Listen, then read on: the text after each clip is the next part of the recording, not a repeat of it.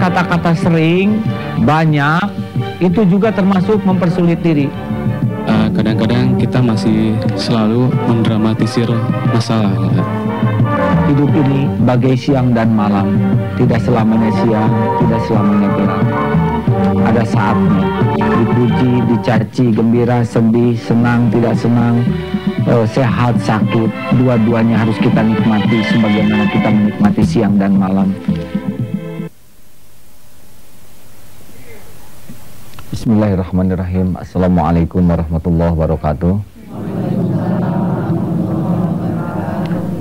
Alhamdulillahi rabbil alamin. Allahumma salli ala Muhammad wa ala alihi wa ashabihi ajma'in, amma ba'du. Semoga Allah yang maha mendengar menuntun setiap patah kata yang kita ucapkan menjadi kata-kata yang syarat dengan makna, penuh dengan hikmah, membawa manfaat tidak hanya bagi diri kita, tapi bagi siapapun yang mendengarnya. Tidak hanya untuk urusan dunia, tapi juga untuk bekal pulang kita. Para pemirsa yang budiman, kajian kita pada kali ini adalah diam itu emas. Pepatah yang sudah sangat sering kita dengar, namun ternyata belum sepenuhnya menjadi bagian dari kehidupan kita. Berbicara itu amat mudah, hanya pertanggungjawabannya yang berat. Berkata tidak usah mengeluarkan tenaga, tidak juga harus mengeluarkan biaya yang banyak, tapi resikonya dunia akhirat bisa terkena musibah. Oleh karena itu, tidak cukup kita terampil berbicara, kita juga harus terampil untuk menahan diri dari berbicara. Perkara diam itu juga bermacam-macam jenisnya. Ada diam yang negatif, diantaranya diam karena bodoh. Memang dia diam karena bicara juga tidak tahu apa yang akan dibicarakan. Bisa karena kurang ilmu, kurang pengalaman, kurang wawasan. Tapi diam seperti ini tentu jauh lebih baik daripada bodoh dan banyak bicara. Karena resikonya maka jadi musibah bagi dirinya, bagi orang lain. Ada juga dia malas. Dia malas ini karena dia enggan saja bicara. Kalau perkataannya itu dibutuhkan berupa ilmu, pengalaman, ataupun petunjuk, tapi dia malas, maka ini diam negatif. Karena dia tidak memenuhi hak untuk berbicara. Maka kalau saudara para pemirsa ada yang merasa malas berbicara, padahal itu perlu, ini maka diam negatif, ini diam yang salah. Ada juga diam sombong. Diam sombong, dia diam karena menganggap yang diajak ngobrolnya itu tidak selevel. Orang kecil, tingkat inteleknya dianggap tidak memadai, tidak akan mengerti.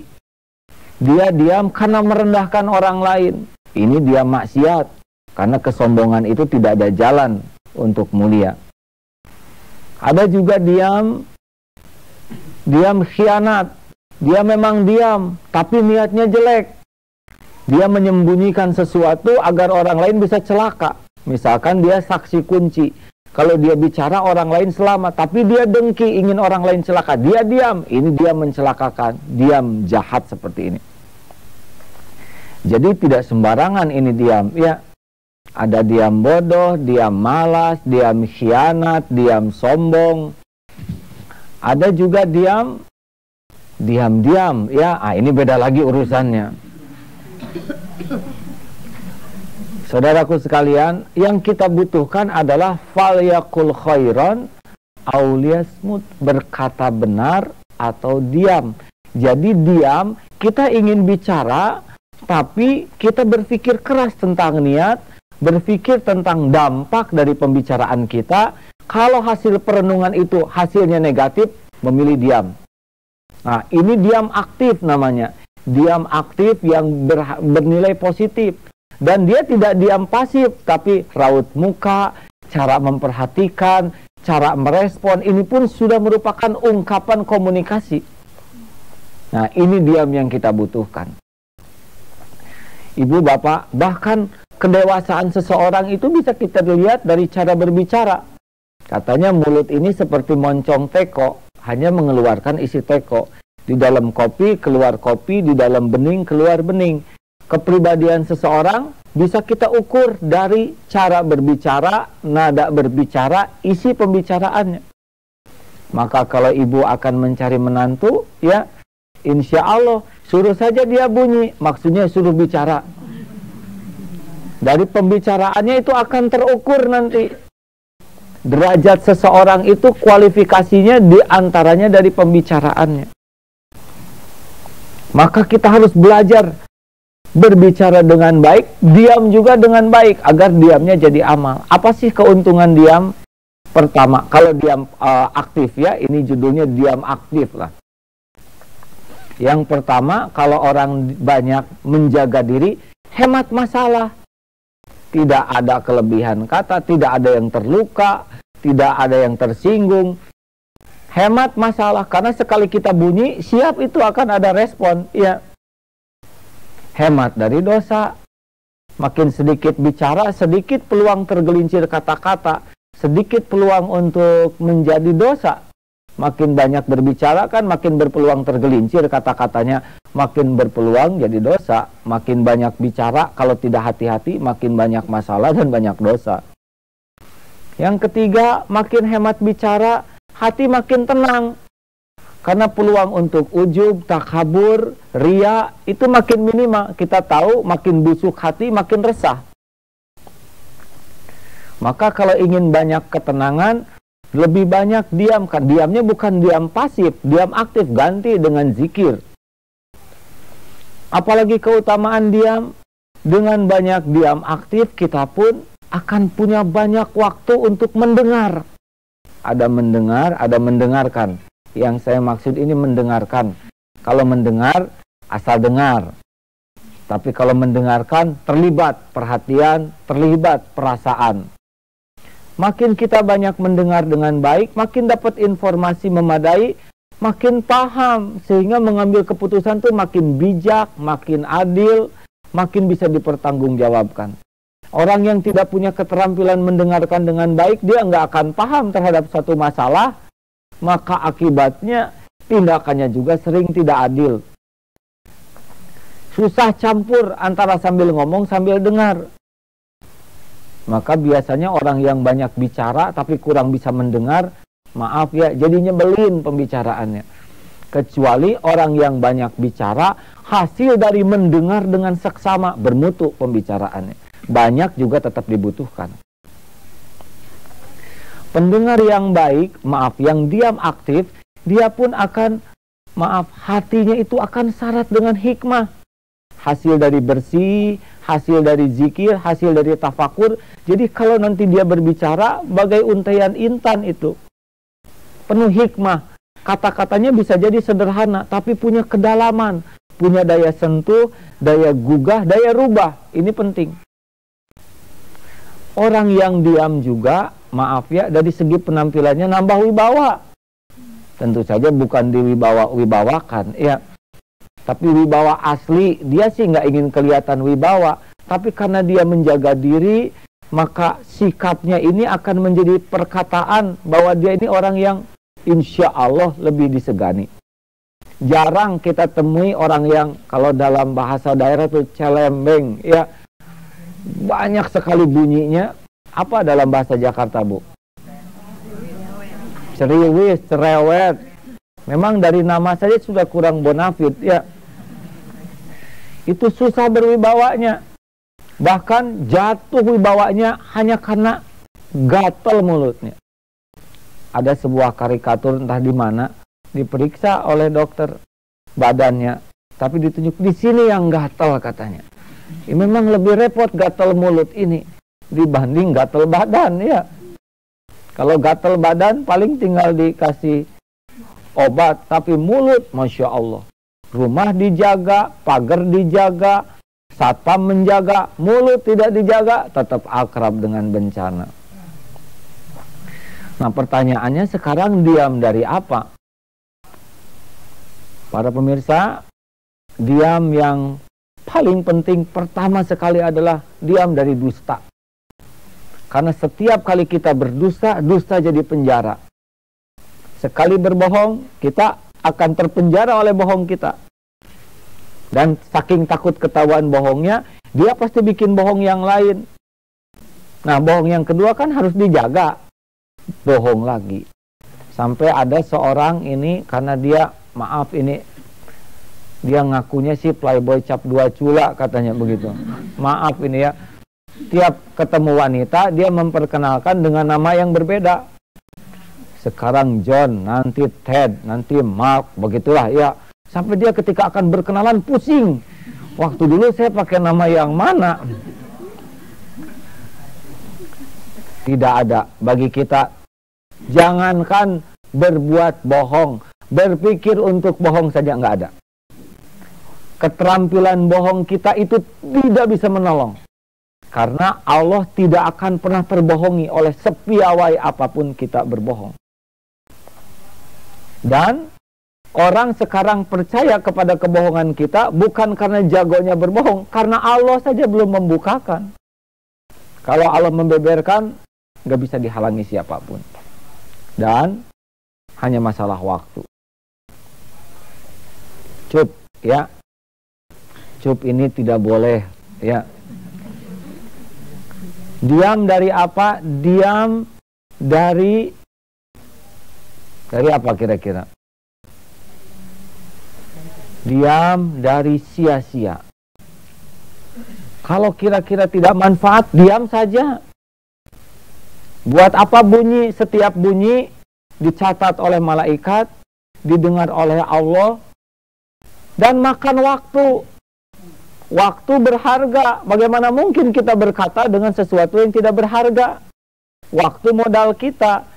Kita berbuat yang sia-sia, maka berarti kita sudah menyia-nyiakan waktu, menyia-nyiakan yang berharga. Diam dari keluh kesah. Aduh, cilaka nih. Nanti jadi cilaka betulan, ya. Jangan nyebut yang jelek-jelek. Gile. Nanti pas saat ijabah jadi gile betulan, ya. Maaf, gila betulan maksudnya. Apakah tidak boleh bergurau? Boleh, sepanjang guraunya bisa dipertanggungjawabkan. Insya Allah nanti ada bab khusus, bab gurau produktif, ya. Nah, saudara-saudaraku sekalian, diam dari apa? Diam dari celetukan. Ini kalau celetuk-celetuk komentar spontan itu berbahaya, karena dia tidak tersaring oleh pikiran kita. Seperti peluru keluar dari laras, sekali keluar nggak bisa ditangkap. Kita bisa menanggung bencana seumur-umur gara-gara satu patah kata. Diam dari celetukan, diam dari keluh kesah, diam dari alasan-alasan yang memang alasannya cuman cari-cari saja. Dan diam selanjutnya, silahkan bertanya. Ya, jangan diam hadirin. Karena kalau harusnya bertanya diam, itu diam yang salah. Ya, diam takut, ada diam takut. Karena takut disalahkan, diam saja. Ini asli, boleh. Loh, katanya Ustadz nyuruh diam, kok Ustadz ngomong sendiri? Ya, kalau saya diam jadi masalah. Ya, jadi faliyakul khairon auliyasmut, berkata baik, benar, atau diam. Ada pertanyaan? Silakan Ibu. Makasih, ya memang masalah diam ya, saya merasakan memang kalau diam itu indah, tapi kadang-kadang tuh kita namanya perempuan kalau udah ketemu teman di kantor, ngomong satu akhirnya jadi banyak gitu. Terus kalau kita nggak ngomong, disangkanya wah lagi marah ya atau lagi sakit ya gitu. Nah, untuk ngatasin itu gimana ya? Kita tahu sebenarnya hal itu nggak baik gitu. Baik Ibu, jadi seperti yang diungkapkan tadi bahwa diam aktif itu bukan diam seperti robot atau seperti mumi. Kita tetap komunikasi dengan keramahan, dengan anggukan. Kalau ada yang melucu, kita ikut tertawa. Jangan pasif, dia ketawa lucu, kita tahan. Ya. Atau dia cerita sedih, kita seperti yang polos gitu ya. Ini malah jadi masalah, diam seperti ini harus diobati kalau begini. Ya. Jadi normal-normal saja, hanya kita kurangi, dan bukan berarti tidak berbicara, bukan berarti tidak berkomentar, hanya terpilih. Ya, baik. Selanjutnya, ya maaf. Ada pengalaman di rumah, ketika saya ingin menerapkan diam itu emas, kemudian suatu saat berkumpul satu keluarga. Nah, karena mereka juga sama ingin menerapkan diam, akhirnya pada diam, Oleh karena pada diam, situasi menjadi kaku. Pertanyaannya, bagaimana supaya diam itu tetap emas, tapi situasi tidak kaku, Pak? Ya, diam itu bukan satu-satunya pilihan. Ya, kita punya pilihan lain berbicara. Kalau diam itu emas, tapi kalau berbicara baik itu titanium. Nah, ini belum ada peribahasanya. Ya, mana sih yang lebih mahal, titanium atau emas? Nanti tanya ke toko emas. Ada yang lebih mahal dari emas, Bu? Pak, platinum. Ya, silakan sajalah diatur ya. Artinya diam itu baik, tapi ada yang lebih baik lagi kalau berbicara padat dengan manfaat. Insya Allah pertemuan yang akan datang ya, kita akan upayakan membahas tentang bagaimana berbicara dengan syarat makna. Jadi pakai materi ayah kita bahas tentang ini, misalkan sebuah kajian hidup dialog biasa, jangan kaku serem, bukan itu ya. Itu mah diam horor mungkin ya. Ya silakan. Ya ada ini perwakilan mahasiswa ya, silakan. Gini ya, saya mau nanya, kalau misalnya sedang bersama teman-teman itu kan suka manggil cetak-cetuk gitu. Culo, sini lo misalnya. Culo. Jangan kumlot. Oh. Jangan kumlot. Ya, terus bagaimana kalau misalnya kita terbiasa memanggil dia seperti itu, tapi insya Allah dia itu nggak marah. Iya. Gitu. Dampaknya bagi yang lain yang mendengar bagaimana? Yang lain ikut ngata-ngatain juga. Iya, ya. Halo, maaf sudah begitu? Ya. Dia maaf pakai halo lagi ya. Itu sia-sia. Tapi sudah keburu keluar susah nyedotnya ya. Maka lain kali harus berpikir. Para pemirsa yang budiman, tidak berarti saya sudah jadi, ini juga sama-sama sedang berlatih ya. Celetakan-celetukan itu apalagi mengomentari seseorang dan orang jadi bahan tertawaan, itu lebih dekat kepada menghina sebetulnya. Bisa karena kulit, warna kulit, bisa karena ukuran tubuh, karena bentuk badan, karena bibir. Itu orang kadang, hey pekbun, pendek buntat. Nah, dia memang nggak sakit hati karena udah kebal, ya nggak? Tapi kan jadi cobaan buat yang lain dan jadi contoh kurang baik bagi adik-adik kita. Maka janganlah. Panggillah yang baik-baik. Hey, apa ya yang baik-baik ya? Hey, insya Allah soleh. Kita jarang yang ngomong begitu, saya juga belum ya. Belum mengatakan begitu, tapi carilah kata-kata. Ini suatu saat ada orang suka manggil bapak anak dengan nama bapaknya. Kan itu tren zaman SMA. Pernah kan ibu-ibu SMA? Dulu saya mengalami begitu, Bu. Setiap ketemu seseorang katakan full gitu ya, nama bapaknya. Akhirnya dia juga manggil nama bapak saya Kus gitu. Pada waktu belajar bersama, saya datang ke rumahnya. Tok tok tok. Dibuka oleh bapak-bapak. Ada full, Pak. Padahal ini nama beliau. Langsung matanya nyorot tajam. Kamu kecil-kecil katanya. Manggil orang tua nggak tahu sopan santun. Ternyata nama beliau yang dipanggil kan. Nah, adik-adik di rumah hati-hati ini ya. Silakan. Ada penanya selanjutnya? Ya, silakan. Mikrofon ya, jadi harus juga hati-hati. Begini, ada seseorang melihat suami temannya itu di rumah, yang di rumah itu tidak ada orang satupun, sedangkan dia membawa perempuan yang bukan muhrimnya. Apakah dia itu harus diam juga? Sedangkan itu kalau kita lihat itu kan tidak baik gitu. Gimana? Terima kasih. Sudah diselidiki belum? Siapa tahu adiknya? Kelihatannya kalau adiknya kayaknya katanya bukan gitu. Atau saya bilang mungkin mungkin atau mungkin istri kedua sah. Kenapa? Mungkin istri kedua. Nah, kalau istri kedua kita belum pernah tanya. Iya, ini repotnya ya. Iya, atau ditanya KTP atau kartu nikah. Begini ya, baik begitu ya. Tentang menduga seseorang, ini juga harus hati-hati ya. Jangan sampai kita melihat seseorang membonceng wanita lain, wah selingkuh. Kemudian kita bisik-bisik ke tetangga, Bu, ini mah tidak niat cerita kejelekan orang ya. Padahal ini jelek gitu ya. Saya lihat jalan dengan wanita yang lain. Masa? Kebetulan ini juga agak mirip tukang gosip gitu. Nggak nyangka ya. Padahal sudah nyangka dia ya. Cerita tersebar. Padahal dia membonceng adiknya sendiri. Ini pernah menimpa saya juga. Saya naik motor. Satu-satunya adik perempuan saya kan wanita. Satu-satunya adik bungsu adalah wanita. Bonceng, ya nggak? Waduh, ya sibuk saja. Untung segera diklarifikasikan ya. Kalau begitu adanya, sebaiknya harus pakai data fakta yang jelas. Jangan keburu disampaikan kepada orang lain. Nanti kita akan menjadi penyebar fitnah, dan setiap fitnah tersebar karena lisan kita, kita mikul dosanya. Hati-hati sekali.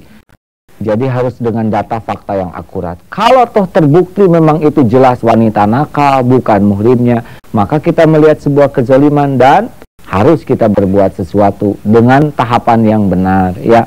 Sesudah diklarifikasi, kemudian kita berbicara dengan istrinya dengan cara terbaik ya, informasi yang tidak memvonis.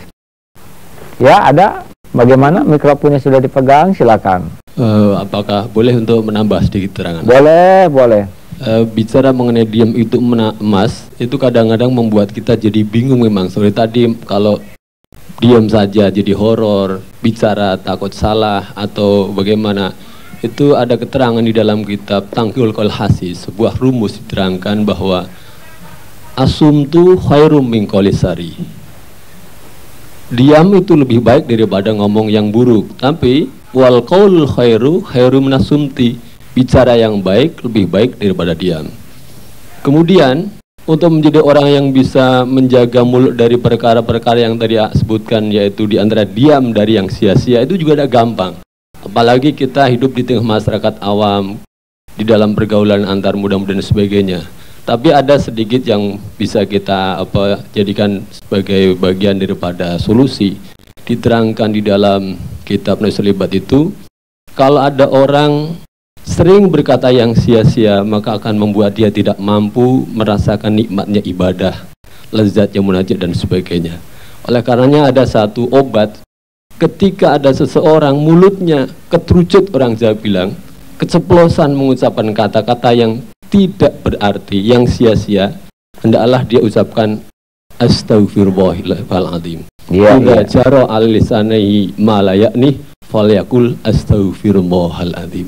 Jadi saya ingin menggarisbawahi dari tangan tadi, paling tidak bagi kita yang mungkin tidak gampang menjaga lisan adalah untuk sering-sering setiap mengucapkan kata-kata yang tidak bermakna, astagfirullahaladzim.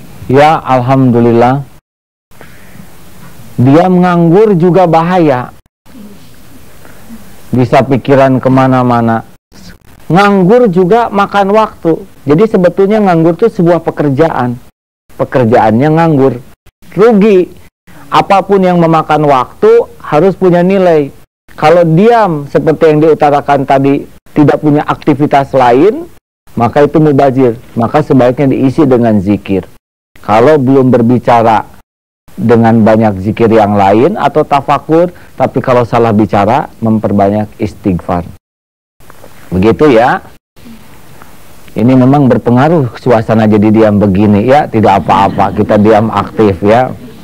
Ada memang diam aktif yang buruk, yaitu dia diam tapi tiba-tiba bawa apa? Nah, ini bukan itu yang dimaksud, maaf.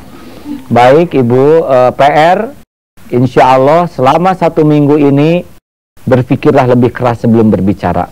Kalau tergelincir seperti yang diutarakan saudara kita, perbanyaklah istighfar ya, astagfirullahaladzim. Mudah-mudahan dihapus dan dibimbing oleh Allah perkataan kita lebih baik lagi insya Allah. Pertemuan yang akan datang adalah bagaimana kita berbicara dengan memperbanyak berbuat berkata dengan perbuatan. Insya Allah mudah-mudahan akan membuat pertemuan demi pertemuan pribadi ini semakin terkendali dengan baik. Marilah kita bermunajat kepada Allah yang Maha Menatap. Allahumma sholli ala Muhammad wa ala alihi wa ashabihi ajma'in. Wahai Allah, jadikan lisan ini menjadi lisan yang terpelihara. Cegahlah kami dari perkataan apapun yang akan menyekutukan-Mu, dari pembicaraan apapun yang akan melukai hati hamba-hamba-Mu. Cegahlah lisan ini dari perkataan apapun yang menjadi fitnah bagi umat-Mu. Ya Allah, izinkanlah setiap kami berkata menjadi kata-kata yang Engkau sukai, kata-kata yang penuh makna bagi umat-Mu, yang dapat menjadi cahaya bagi hamba-hamba-Mu. Izinkan lisan ini selalu basah menyebut nama-Mu. Jadikan lisan ini menjadi lisan yang Engkau ijabah doa-doanya. Dan jadikan akhir hayat kami Engkau izinkan lisan ini menyebut nama-Mu sebaik-baik doa. Zikir la ilaha illallah. Ya Allah, berkahilah perjumpaan kami ini. Karuniakan kepada kami lingkungan yang selalu terjaga lisannya. Dan kami mohon kepadamu, karuniakan kepada kami para pemimpin yang dapat menjaga lisannya. Rabbana atina fid dunya hasanah wa fil akhirati hasanah wa qina azabannar. Walhamdulillahi rabbil alamin. Demikian para pendengar yang budiman, para pemirsa yang budiman, semoga ada manfaatnya. Walhamdulillah. Wassalamualaikum warahmatullahi wabarakatuh.